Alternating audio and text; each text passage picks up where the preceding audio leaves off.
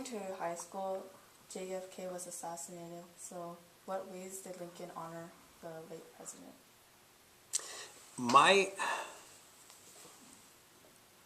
What I remembered of that, I can remember being in the driveway that's right below the where the coaches' offices are, and Coach Christensen, Harvey Christensen, who we honored Monday night at our Wall of Fame dinner, being very upset. And we were getting ready to, I guess it was a physical education class. I was in the 10th grade. And leaning out the window, very upset, saying the president's been assassinated. And that memory has never left me. What the school actually did to honor him, I really don't remember.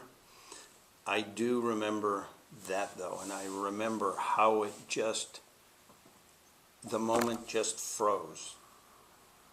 You know, in terms of when you're talking about history and living in a period of time, I just froze, and it just froze in my mind. I knew as a 10th grade student, and remember, again, we did not have the access to information that students do today. So the president being assassinated was so foreign to our minds that it just froze. I froze. I just thought, wow. And I almost didn't even know what it meant. So,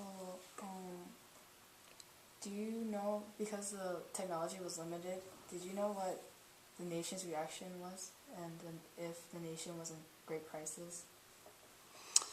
I don't know that the nation was in great crisis. I knew they were in mourning. I know he was a very admired man. I knew he was the first Catholic president, and that was a big deal. And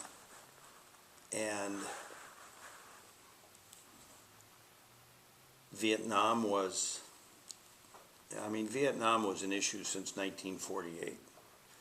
However, in the 60s, it had started to escalate, and we knew that, and we didn't know what that meant. Again, this whole fear of communism, you can bring it back to the question you asked me about communism. The fear of communism. We had this communist revolution in Vietnam that, as students, we were aware of it, and we were aware of what happened in 1960 in Cuba. And I remember one of my English teachers, and I'll remember his name in a minute, but he was a real character, and he used to tell us if we didn't study, we were going to be crawling on our bellies through the jungles of Cuba.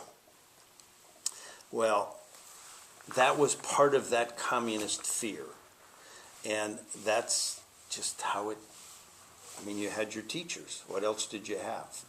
And we were now aware of the communist revolution, and then our president was assassinated.